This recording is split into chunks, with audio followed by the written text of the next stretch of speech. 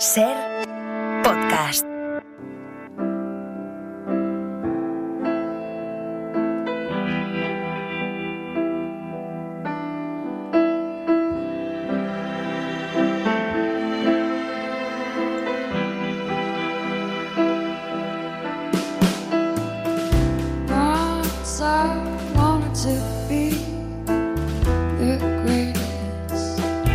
En la cadena SER,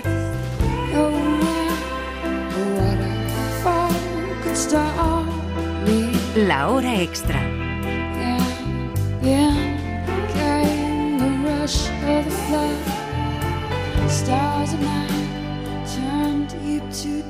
Con Raquel García. Una moda de importación anglosajona, un género de larga tradición. Entre tanto ruido, la literatura de la naturaleza nos permite darnos un respiro, conectar y escuchar lo que pueda decirnos. Y vamos a hacerlo con uno de los autores que más sabe de esto. Recibimos a Manuel Rivas para hablar de la revisión que ha hecho de algunas de sus obras más importantes en La Tierra Oculta, que publica Alfaguara, de historias que sirven para limpiarnos del miedo, del mundo visto desde los márgenes, del punkismo mágico, como él lo llama. Manuel Rivas, bienvenido a La Hora Extra. Gracias. ¿Cómo es revisarse uno mismo? Es reandar, redescubrir. Yo tenía al principio tengo cierto miedo cuando veo un libro, digamos, ya publicado hace años, y no soy de los que rápidamente voy a echar una mirada, más bien procuro dejarlo en paz, ¿no? Pero coincidía en estos libros que aparecen reunidos en La Tierra Oculta. Alguno estaba, digamos, en trance de extinción, ¿no? No se encontraba ya, y pues por ejemplo la edición de Un millón de vacas, iba a decir de últimas vacas, y de los comedores de patatas, ¿no? Y bueno, que hay gente, por cierto, en relación con esto de los comedores de patatas y Un millón de vacas, hay gente que piensa que son títulos humorísticos. Bueno, a mí me gusta que lo tomen así, como títulos humorísticos, sí tienen una cierta ironía en relación con el momento histórico, ¿no? Pero Un millón de vacas es un verso de Poeta en Nueva York, que aparece en Oficina de Denuncia de Lorca.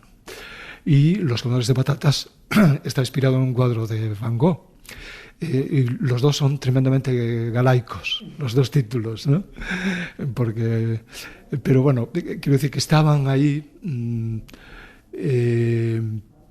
poco en el fallado, decimos, en el desván, ¿no? Y después está... sí que estaba más vivo en Salvaje Compañía, la novela Salvaje Compañía, que hay como una gente que es como una especie de tribu a la que le gusta mucho, y hay gente a la que como que escapa, porque dices que una historia en la que hablan los animales, ¿no? Y yo siempre les contesto, bueno, pero es que es lo más realista que escribí, esa historia en la que hablan los animales y que los animales comunican entre los vivos y los muertos, sirven de puente, como a lo largo de la historia ha sido así, ¿no? Y me apetecía también, que es la última parte del libro, los habitantes de la dificultad, recoger los relatos donde más directamente precisamente los protagonistas son animales, o la naturaleza, ¿no? Literatura de la naturaleza. Entonces, bueno, estas obras que están escritas pues de hace bastantes años, yo no los veo. No tengo esa perspectiva de que estén escritos hace años, porque para mí lo que escribo podríamos decir, es un único libro. No veo las obras como compartimentos estancos, con sus muros, y aquí planto maíz y aquí planto habas y allí más adelante patatas, ¿no? Realmente para mí el escribir tiene, y los sucesivos, digamos, obras son como círculos concéntricos, ¿no? Que forman parte de una misma, digamos, tiene su propio tiempo, pero forman parte de un mismo espacio que yo quiero creer que es un espacio emancipado. Entonces, por qué es el reescribir, ¿no? Porque yo decía, bueno, publico agrupados y para mí ya forman algo que tiene su singularidad, ¿no? Es el polen también de la época que vivimos. Se habla mucho de literatura de la naturaleza, de vuelta al mundo rural. Y bueno, pues todo eso está tratado en estos libros. A veces hace, en 90, a principios de los 90, ¿no? Y mi primer libro de poesía contiene un poema en el que digo de falar, falarei coa terra. Es el núcleo, digamos, es la semilla, el punto cero de lo que yo escribo, ¿no? Dice, de hablar, hablaré con la tierra, ¿no? La negra tierra. Entonces creo que hay que poner, hay que escuchar, es la primera herramienta de escribir, pero para empezar hay que escuchar, poner el oído en la tierra, ¿no? A ver qué murmullos, qué voces hay ahí en medio de tanto ruido, ¿no? Porque son voces fundamentales, ¿no? que tienen que ver con nuestra supervivencia, ¿no? Hablas de redescubrimiento, pero ¿en ese redescubrimiento has encontrado algo nuevo? Yo creo que se escribe entre labios, porque creo mucho en la literatura oral, y yo antes incluso de pasar al momento caligráfico, me gusta decir, oír lo que puedo escribir, ¿no? Oír cómo habla un personaje. Y la propia es escribir entre labios. Las propias palabras me dicen no es así. Entonces normalmente lo que hago es hacer como Charlot, el vagabundo, y ponerme de pie e ir por el pasillo andando así, el andar simultáneo, ¿no? De que pisas a la vez en el presente y en el pasado, en el día y la noche, en la vida y la muerte, ¿no? Y entonces ese andar es muy útil para realmente que las palabras, para encontrar las palabras, ¿no? Y para que las palabras, y una palabra te va a llevar a otra, pero es una forma de andar. Entonces en esta vuelta lo que hice fue reandar. Y digamos que también a la hora de escribir, se escribe entre labios, eso en el papel se plasma en que cada vez voy dejando más espacio entre las líneas, ¿no? De tal manera que lo más importante es lo que ocurre en el espacio vacío, ¿no? Es donde siembras y donde conectas, estableces las conexiones, y para mí es el momento más apasionante de caligráfico, ¿no? Digamos, de escribir, que es cuando ya tienes una primera versión y vuelves en ese espacio a escribir. Bueno, yo lo que me encontré con estas, fundamentalmente 1 millón de vacas y los comedores de patatas, es que entre líneas había historias ocultas, digamos, palabras que los personajes en aquel momento no habían dicho o no habían, pero que estaban rumiando, y es un momento también de excitación creativa el ver, participar, digamos, de ese proceso de reencuentro. Es como un diálogo con la persona que escribió en otro tiempo eso, pero también es un diálogo con esos personajes y con esas historias, ¿no? En el prólogo de esta edición revisada hablas del lugar desde el que escribes, hablas de la importancia de la literatura de la naturaleza y del rural no romantizado, también del miedo contra el que luchan tus personajes. ¿Qué es lo que se puede ver desde los márgenes, desde las fronteras? A mí me parece que toda la literatura, lo que entiendo por literatura, es toda excéntrica. No estoy hablando de una cartografía, territorial, aunque a veces también, pero en este caso estoy hablando de una psicogeografía. Es decir, yo creo que el lugar central en el lenguaje es el lenguaje que quiere dominar, ¿no? Y vemos como cada vez más, por ejemplo, en el campo político del pensamiento, el lenguaje va derivando de lo que es la reflexión, exposición, contraposición, debate, va derivando cada vez más hacia la arenga, hacia la incitación, ¿no? Hacia la apelación, es apodítico, ¿no? Es un lenguaje que no quiere retorno, no escucha, ¿no? Y a lo largo de la historia vemos que en los peores momentos es cuando domina ese lenguaje, cuando se hace dominante. Entonces la literatura para mí es justamente lo contrario. Se detecta, yo creo que detectamos, dice, ¿qué está pasando aquí? ¿No? Abres un libro, ¿qué está pasando? Es el lenguaje que no quiere dominar. que no trata de dominar. Entonces, en ese sentido, yo hablo del lenguaje de la orilla, ¿no? En la orilla tienes la expectativa, lenguaje incluso de un realismo orillero, ¿no? Orillero porque no hace una afirmación tajante de una realidad, más bien es incierto, ¿no? Lo orillero, te mueves, y como en el acantilado también, siempre tienes la perspectiva de ver, intentar ver qué hay detrás de la línea del horizonte, ¿no?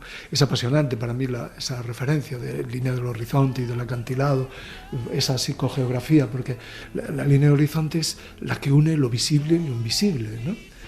Y en la vida, la escritura tiene que parecerse mucho, ese andar de la literatura, las palabras van como equilibristas, como funambulistas, por libre, caminando en la línea del horizonte. Y a mí me pasa digamos, como ritual, ir a ver la línea del horizonte. Llega un momento en que empiezas a ver eso que es invisible. Empiezas a ver personas que ya se fueron, pero que pasa allí mi hermana María en bicicleta. ¡Hey, María! ¡Chao! Saludas. Empiezas a ver gente, aquella persona que llevaba erizos, ¿no? La pescadera que llevaba erizos encima de la cabeza, en una cesta, ¿no? La patela, decimos nosotros. Y creo que esa es la forma de, digamos, de contraponerse a ese lenguaje que se sube al púlpito, que se sube al podium, ¿no? Que se sube al lugar del poder y desde allí arenga, ¿no?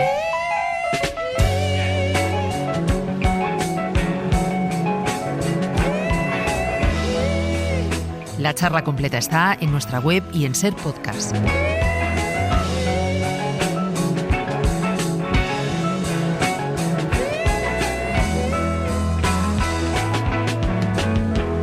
En la cadena SER, La Hora Extra.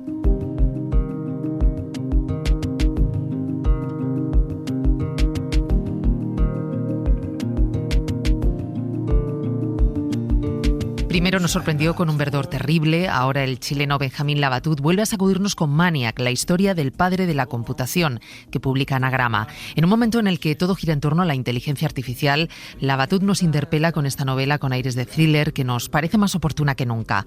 El protagonista es John von Neumann, dicen que fue el hombre más inteligente del siglo XX. Con esta historia, intuitiva y audaz, Labatut explora los límites de la razón a través de una de las mentes más complejas de la historia reciente. A mí la complejidad me seduce enormemente. Mientras más complejo y difícil algo, más me dan ganas de enfrentarlo. Von Neumann es una especie de singularidad hecha persona, alguien para el cual las medidas normales del mundo no bastaban. La gente tiene que apelar a un lenguaje casi religioso para hablar de él. O sea, su mejor amigo dice, solo él estaba plenamente despierto, ¿no? Fermi dice, la distancia que me separa de la velocidad de von Neumann es como lo que separa a un chico del colegio de mí, y Fermi era un monstruo.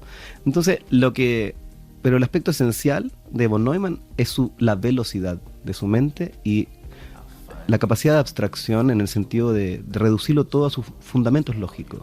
Hay ahí, a mí me sigue pareciendo que esa operación de la mente, la abstracción, la capacidad que tiene el ser humano de tomar la complejidad del mundo y reducirlo a una serie de símbolos sobre el papel, es a la vez alguna de las cosas más maravillosas que tenemos, sin duda la más poderosa de todas, pero también un peligro enorme, ¿no? Porque es como que no solamente le quitamos la carne al cuerpo del mundo, sino que lo vaciamos de su espíritu. La entrevista completa está en Ser Podcast.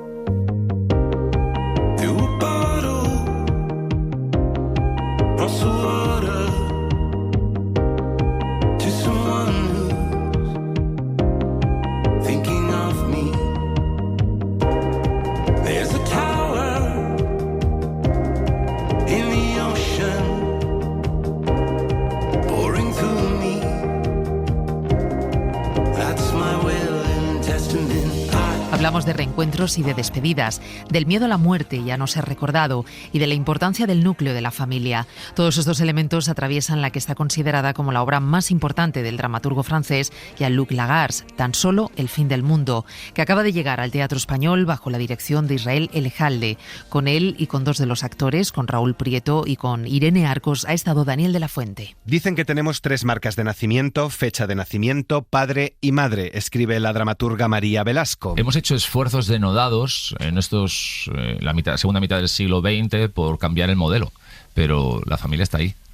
Tú naces de un padre y una madre, después tú puedes reinventarte lo que quieras, pero naces de un padre y una madre y tu personalidad se conforma durante esos primeros 9-10 años. A menos de un mes para que nos reunamos en familia estas Navidades, Tan solo el fin del mundo es lo que nos propone. Un reencuentro familiar que, y esto no es un spoiler, acaba en tragedia o que no acaba como esperábamos. Ahora tengo casi 34 años y con esta edad moriré al año siguiente. Decidí volver para verlos. La familia es uno de los grandes temas de esta obra determinante de Lagarce que ha adaptado y dirige Israel Elejalde. La necesidad que tenemos todos de ese núcleo familiar, de cómo ese núcleo nos ha conformado, como dice Rafael Chirves, de cómo la infancia te la tropiezas una y otra vez en tu vida, da igual cómo haya sido esa infancia, ¿no? My home is no door. My home is no roof. My home is no window. It ain't waterproof. Nos cuenta el regreso a la casa familiar después de años de ausencia de Luis, a quien interpreta Eneko Sagardoy, y que tiene un alter ego, el bailarín Gilbert Jackson, porque la obra mezcla teatro y danza, la danza y el cuerpo para mostrar el interior de Luis en esta pieza tan enigmática como poética. Que habla sobre lo misterioso, que habla sobre, se dice la palabra miedo, no sé si 25 veces o algo así, sobre la incertidumbre, sobre qué pasará sobre nosotros, lo desconocido, aquello que nos perturba en la vida, pero no podemos asir. Incluso el uso del lenguaje tiene mucho que ver con eso, es un lenguaje lleno de reiteraciones, de repeticiones. Es muy particular cómo juega con el tiempo, pasado y presente se confunden, es muy particular el uso del lenguaje que utiliza Lagarce, grandes monólogos en los que aparentemente no se dice nada, pero se está diciendo todo. Otra cosa es que ese todo, el de cada uno de los personajes, entre en diálogo con el todo de los demás. Palabras, frases complejas, de la imposibilidad de la comunicación, pero a veces esfuerzo de buscar cómo podemos comunicarnos con ese otro, ¿no? No tienen una facilidad en la comunicación y en el entenderse, nunca ha sido fácil y precisamente necesitan la obra quizá para llegar a terminar comunicándose, ¿no? Son Raúl Prieto e Irene Arcos, Antoine, el hermano de Luis. Creo que hay mucho amor entre ellos dos, pero como ocurre con muchas familias, tú puedes querer mucho a una persona y muchas veces sucede cuando quieres mucho a una persona que a lo mejor no sabes comunicárselo. Y Catherine, su mujer, la cuñada. La cuñada en la cena navideña.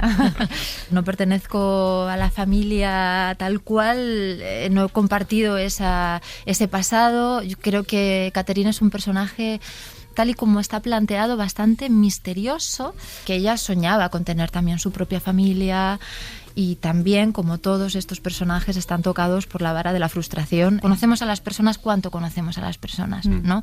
Puedes estar toda la vida con alguien y realmente no sabes lo que está pasando por su cabeza. El reparto lo completan María Pujalte, la madre, y June Nogueira, Susan, la hermana pequeña. Luis quiere comunicarles que está enfermo y que va a morir en un año. Saber pedir perdón y despedirse es el otro gran tema de la pieza. El miedo a la muerte, el miedo a no trascender en la vida, a no ser recordado. A mí eso me conmueve bastante. Pedir perdón a sus seres queridos también por ser como es y de irse tranquilo hacia el otro lugar. En estos tiempos de salud mental, de mirarnos a nuestro interior y de terapias o encuentros con uno mismo, Tan solo el fin del mundo invita a eso, a un ejercicio de introspección individual y colectivo. Como los encuentros familiares en menos de un mes, insisto, la familia como una de las peores cárceles que puede haber, la familia como una farsa.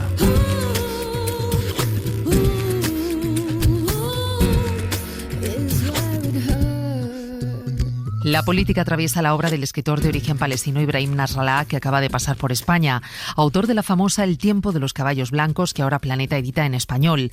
Pesimista con el asedio israelí en Gaza, nos confiesa que su literatura es un intento por transmitir toda la belleza del pueblo palestino. Con él ha charlado el jefe internacional de la SER, Pablo Morán. Antes de la guerra, el genocidio y la ocupación, existía otra Palestina. Tiene su cultura propia, que tiene sus propias costumbres, que entiendan cómo ama y sufre, cómo da a luz y cría a sus hijos. Espero que el mundo lo vea como el palestino se ve a sí mismo, como cualquier ser humano de la tierra. Esta es la esencia de El tiempo de los caballos blancos, una novela de éxito del escritor jordano-palestino Ibrahim Nasrallah que la editorial Planeta publica ahora en castellano, coincidiendo con el asedio israelí de Gaza. Esta novela puede contarle al mundo el primer capítulo de la vida de los palestinos para entender la brutalidad de hoy en día de una manera que el mundo no tuvo oportunidad de ver en el año 1948. La novela le puede abrir los ojos y puede hacerle entender la situación de los palestinos sin estar ciegos. Ahora nadie puede decir que no sabe o no ha visto nada. Nadie puede decir que no escuchó algo sobre el tema. La novela rememora la vida de los palestinos antes de la creación del Estado de Israel, en un territorio dominado entonces por otomanos y británicos, en el que la población local vivía en simbiosis con la naturaleza, representada aquí a través de los caballos.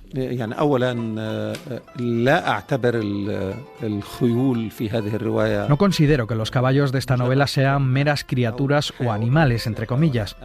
Los considero personajes plenamente humanos y por tanto la relación entre ellos y el héroe de esta novela es que él se encuentra en ellos, como si el caballo también fuera un humano, como una unión entre el hombre y la naturaleza.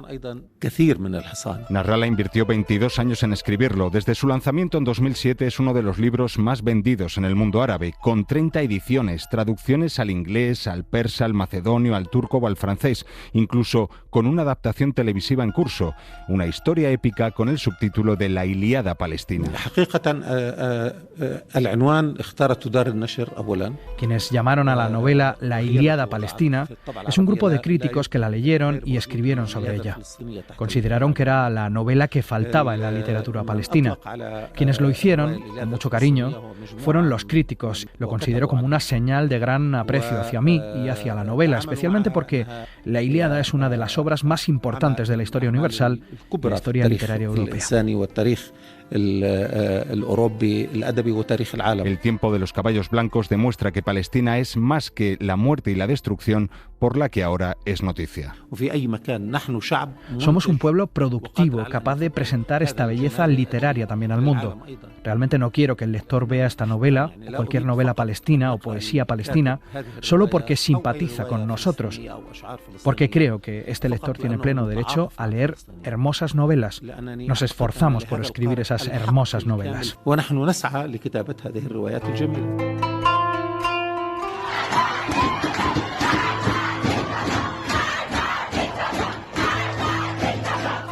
El 16 de septiembre de 2022, la policía de la moral iraní mató a golpes a Mahsa Amini por no llevar bien puesto el velo.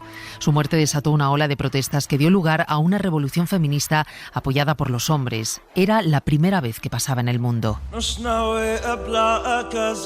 Así comienza la introducción del artista iraní Marjan Satrapi, autora de la magnífica Persépolis, que se ha puesto al frente de un proyecto titulado Mujer, Vida, Libertad, que en España publican Reservoir Books en castellano y Editorial Finestres en catalán. Un volumen coral que tiene dos objetivos: contar lo que está pasando en su país a lectores no iraníes y trasladar a su pueblo que no están solos. Bajo su coordinación han trabajado 3 especialistas, un historiador, un politólogo y un periodista, que han ayudado a documentarse a 17 ilustradores, entre ellos los españoles Paco Roca y Patricia Bolaños. Con ellos hemos hablado de conflictos olvidados y del poder de los libros. Nunca sabes, ¿no?, hasta qué punto un libro puede cambiar las cosas, ¿no?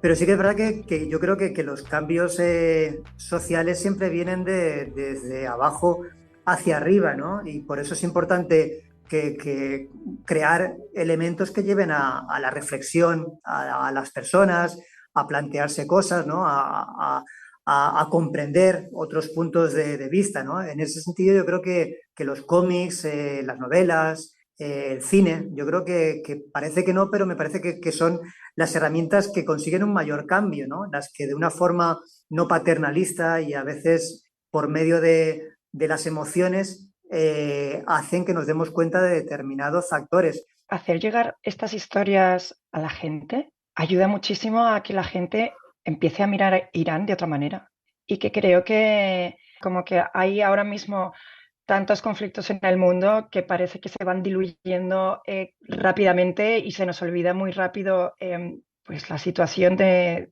todo, ¿no? Pues pasa con Ucrania, pasa con Irán, ¿no? Que la revolución empezó hace un año, ya nadie está hablando de esto, nadie se acuerda de Masa, o no sé a cuánta gente le ha llegado que hace un mes murió otra chica por lo mismo, golpeada por la policía de la moral por no llevar bien puesto el velo. Hoy tenemos a Paco Roca por partida doble porque acaba de publicar El abismo del olvido con Astiberri, otro ejercicio de memoria, de recuperación de una identidad colectiva, que nos cuenta la historia de dos jóvenes represaliados por la dictadura franquista, uno obligado a trabajar de sepulturero y el otro fusilado y enterrado en una fosa común. Con él ha charlado la jefa de Cultura de la SER, Pepa Blanes.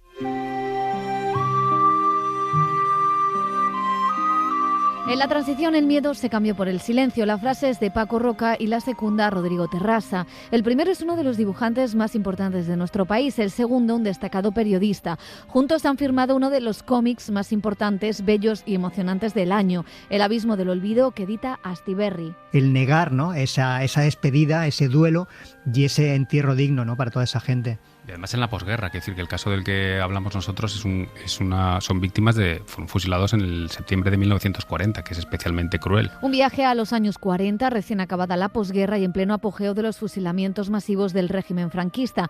Así arranca de hecho el cómic, con un fusilamiento, el de un grupo de hombres republicanos que fueron enterrados en una fosa común en el cementerio de Paterna, en Valencia, uno de los lugares donde más cadáveres sin localizar existen.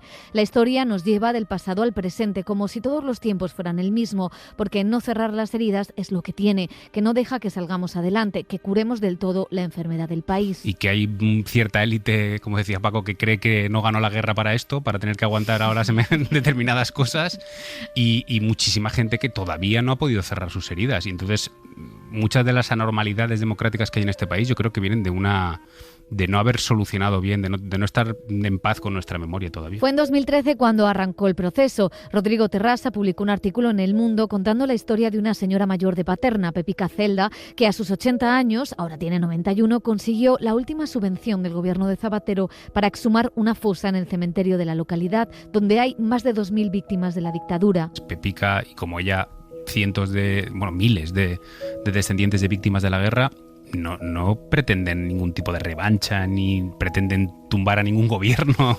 Además de encontrar a su padre, se encontraron unas 12 botellitas de cristal con papeles dentro. La mayoría se habían deshecho, pero en algunas estaba grabado todavía el nombre de las víctimas. Fue ahí cuando apareció un personaje secundario, Leoncio Badía Navarro, el enterrador, un republicano que se salvó de la pena de muerte y se quedó trabajando en el cementerio. Era intentar, dos cosas, ¿no? Por un lado, que fuese bastante exhaustivo, ¿no?, en cuanto a la recreación, ¿no?, de unos hechos a partir de los testimonios de historiadores y demás, pero por otro lado también en esa parte humana, ¿no?, que al final es lo que interesa, ¿no?, en toda obra de ficción, ¿no?, que los personajes funcionen, ¿no?, las emociones llegues a comprender, ¿no?, lo que sintieron y lo que padecieron, ¿no? En El abismo del olvido hay un homenaje a voluntarios y trabajadores que sin ayuda, sin respaldo institucional, han conseguido documentar, fotografiar, entregar los cadáveres, desentrañar los misterios de una historia cruenta.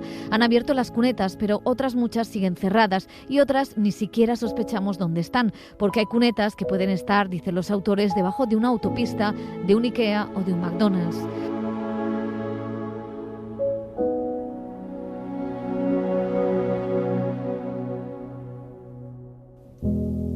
El pasado jueves falleció el líder de la banda The Pogues. Nos despedimos con su música, gracias a todos los que han hecho posible este nuevo episodio de La Hora Extra, hoy con la dirección técnica de Julia García. Feliz semana. Adiós.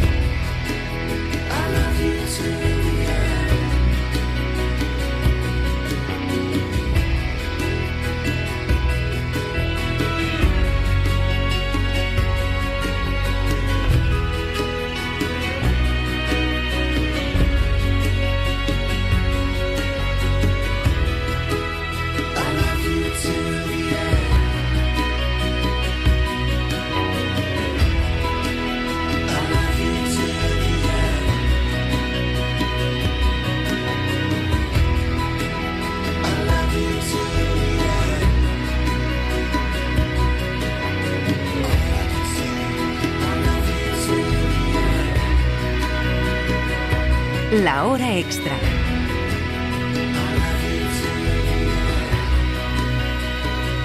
Con Raquel García. Para no perderte ningún episodio, síguenos en la aplicación o la web de la SER, Podium Podcast o tu plataforma de audio favorita.